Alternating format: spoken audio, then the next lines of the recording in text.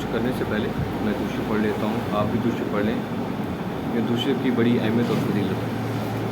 اللہم صلی علی محمد وعلی آل محمد کما صلیت علی ابراہیم وعلی آل ابراہیم انک حمید مجید۔ اللہم بارک علی محمد وعلی آل محمد کما بارکت علی ابراہیم وعلی آل ابراہیم انک حمید مجید۔ تو حالات واقع دیے ہیں، ہم دوست کے ساتھ بیٹھا ہوا تھا تو وہ ایسے ذکر کرتا ہے راشد بھائی یار ہم زندگی میں کامیاب نہیں ہو سکا نا، کیا ریزن؟ کہتے ہیں یار کچھ بھی نہیں ہے میرے پاس، بس 2-3 وقت کی روٹی کھا لیتا ہوں، گزارا ہو جاتا ہے، تعلیم بھی ہے، سب کچھ ہے۔ کہتا میں اپنے اسد بھائی کو دیکھتا ہوں جو ہمارے محلے میں ہمسائے ہیں، میری ایج کی ہیں، تعلیم بھی میری اتنی ہے، اللہ نے انہیں کتنا دیا ہوا یار، پیسوں کی ریل پھیر ہے، سرکاری نوکری لگی ہوئی ہے، کامیاب آدمی ہے یار وہ تو، ٹھیک ہے، اور نماز بھی پڑھتے ہیں، 2 وقت کی 3 وقت کی نماز پڑھ لیتے ہیں، تو جمعے کی نماز پڑھ لیتے ہیں، تو خوش اخلاق ہے۔ بس کہتے راشد بھائی میں تو یہ دیکھا ہے دنیا میں نا، بس پیسہ آنا چاہیے، جو حالات اس ٹائم ہوئے نا وہ جہاں سے بھی آئے وہی بندہ کامیاب ہے۔ اس کی بات سنی، میں نے کہا بات بھی صحیح ہے، جو حالات اس ٹائم پاکستان کے ہیں بات بھی صحیح کر رہا ہے۔ تو میں نے سوچا کہ یار اس کو میں کیسے سمجھاؤں، کیسے گائیڈ کروں۔ تو میں قرآن شریف کی طرف آیا، میں دیکھتے ہیں اللہ تعالیٰ قرآن شریف میں کیا فرماتے ہیں اس کے بارے میں۔ آئیں دوستو دیکھیں، سورۃ نساء، قرآن شریف کی 4تھی سورت، سورۃ نساء، آیات نمبر 143۔ مفہوم ہے وہ درمیان میں ہی مولک ڈگمگا رہے ہیں، نہ پورے ان کی طرف نہ صحیح طور پر ان کی طرف، اور جسے اللہ تعالیٰ گمراہی میں ڈال دے تو اس کے لیے کوئی راہ نہ پائے گا۔ تفسیر ہے، مولانا مودودی رحمۃ اللہ علیہ تعالیٰ فرماتے ہیں، یعنی جس نے خدا کے کلام اور اس کے رسول کی سیرت سے ہدایت نہ پائی ہو، جس کو سچائی سے منحرف اور باطل پرستی کی طرف راغب دیکھ کر خدا نے بھی اسی طرف پھیر دیا ہو جس طرح وہ خود پھرنا چاہتا تھا، اور جس کی دلالت طلبی کی وجہ سے خدا نے اس پر ہدایت کے دروازے بند اور صرف دلالت ہی کے راستے کھول دیے ہوں۔ ایسے شخص کو راہ راست دکھانا در حقیقت کسی انسان کے بس کا کام نہیں۔ اس معاملے کو رزق کی مثال سے سمجھیے۔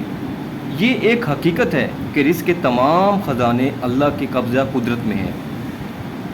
جس انسان کو جو کچھ بھی ملتا ہے اللہ ہی کے ہاں سے ملتا ہے، مگر اللہ ہر شخص کو رزق اس راستے سے دیتا ہے جس راستے سے خود مانگتا ہو۔ اگر کوئی شخص اپنا رزق حلال راستے سے طلب کرے اور اسی کے لیے کوشش بھی کرے تو اللہ اس کے لیے حلال راستوں کو کھول دیتا ہے، اور جتنی اس کی نیت صادق ہوتی ہے اسی نیت سے حرام کے راستے اس کے لیے بند کر دیتا ہے۔ برخلاف اس کے جو شخص حرام خوری پر تلا ہوا ہوتا ہے اسی کے لیے سیدھ کرتا ہے، کوشش کرتا ہے، اس کو خدا کے اذن سے حرام کی روٹی ملتی ہے، اور پھر یہ کس کی کے بس کی بات نہیں کہ اس کے نصیب میں رزق حلال لکھ دے۔ بالکل اسی طرح یہ بھی حقیقت ہے کہ دنیا میں فکر و عمل کی تمام راہیں اللہ تعالیٰ کے اختیار میں ہیں۔ کوئی شخص کسی راہ پر بھی اللہ کے اذن اور اس کی توفیق کے بغیر نہیں چل سکتا۔ رہی یہ بات کہ کس انسان کو کس راہ پر چلنے کا اذن ملتا ہے اور کس راہ کی رہروی کے اسباب اس کے لیے ہموار کیے جاتے ہیں، تو اس کا انحصار سراسر آدمی کی اپنی طلب اور سی کوشش پر ہے۔ اگر وہ خدا سے لگاؤ رکھتا ہے، سچائی کا طالب ہے، خالص نیت سے خدا کے راستے پہ چلنے کی کوشش کرتا ہے، تو اسی کا اذن اور اسی کی توفیق اسے عطا فرماتا ہے اور اسی راہ پر چلنے کے اسباب اس کے لیے موافق کرتا ہے۔ برخلاف اس کے جو شخص خود گمراہی کو پسند کرتا ہے، غلط راستوں ہی پر چلنے کی صحیح کرتا ہے، اللہ کی طرف سے اس کے لیے ہدایت کے دروازے بند ہو جاتے ہیں اور وہی راہیں اس کے لیے کھول دی جاتی ہیں جن کو اس نے اپنے آپ منتخب کیا ہے۔ ایسے شخص کو غلط سوچنے، غلط کام کرنے، غلط راہوں میں اپنی قوتیں صرف کرنے سے بچا لینا کسی کے اختیار میں نہیں ہے۔ اپنے نصیب کی راہ راست جس نے خود کھو دی اور جس سے اللہ نے اس کو محروم کر دیا، اس کے لیے یہ گمشدہ نعمت کسی کے ڈھونڈے نہیں مل سکتی۔ دیکھا دوستو آپ نے، کامیابی اصل کس میں ہے؟ آپ نے سنی اللہ تعالیٰ کیا ہدایت فرما رہے ہیں۔ آج کل ہمارے بعض لوگ کچھ کہتے ہیں یار اس کو حرام پچ گیا ہے، اور وہ بھی بڑا خوش ہو کے آیا ہوتا، ہاں یار مجھے حرام پچ گیا۔ وہ اس طرف آ ہی نہیں رہا ہوتا۔ اللہ تعالیٰ ایک قسم کی اسے اسی راہ پہ لگا دیتے ہیں۔ وہ کیسے؟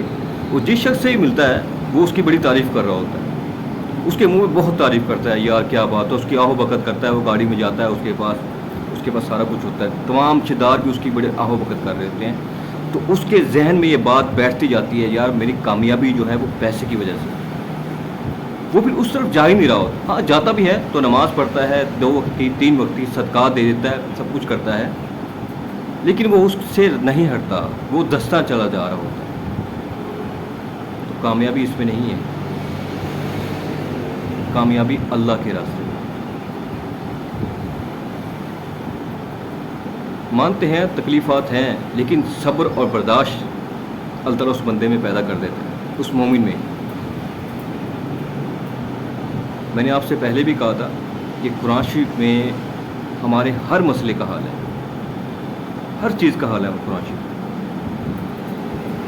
تو قرآن شریف پڑھیں، ترجمے کے ساتھ پڑھیں، بے شک 10 منٹ کے لیے پڑھیں، بے شک 20 منٹ کے لیے پڑھیں، لیکن پڑھے صحیح، ترجمے کے ساتھ پڑھیں۔ اللہ تعالیٰ دوسرا دعا ہے، اللہ تعالیٰ ہمیں بھی قرآن شریف کو ترجمے کے ساتھ پڑھنے کی توفیق عطا فرمائے۔ دوستو بس آپ نے جو ریکویسٹ ہے، جو ویڈیو بناتا ہوں اس کو مکمل دیکھا کریں، اور ساتھ ساتھ اگر لائک، فالو، سبسکرائب بھی کر دیں گے تو میرے خیال اس میں آپ کو نقصان نہیں جائے گا۔ جزاک اللہ، السلام۔